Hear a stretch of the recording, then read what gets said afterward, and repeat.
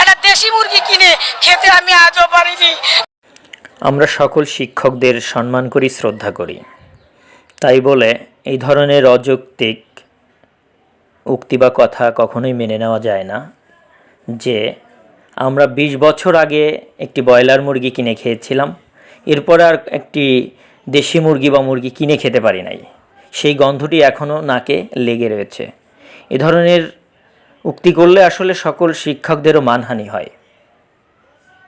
যেমন এর আগে মাধ্যমিক বিদ্যালয়ের শিক্ষকরা আন্দোলন করা অবস্থায় একজন শিক্ষক বলেছিলেন আমরা ইলিশ মাছ কিনে খেতে পারি না। তো সেম ফর্মুলাটি প্রাথমিক শিক্ষকরা বেছে নিয়েছে বা গ্রহণ করেছেন। তো এ ধরনের উক্তি কখনোই যুক্তিসঙ্গত নয়।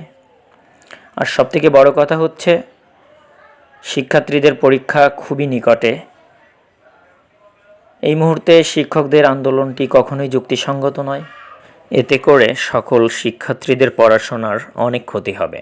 তাই এই মুহূর্তে সকল শিক্ষকদের উচিত ক্লাসরুম বর্জন না করে যথারীতি ক্লাস চালু করে সকল শিক্ষার্থীদের পড়াশোনায় ফিরিয়ে আনা।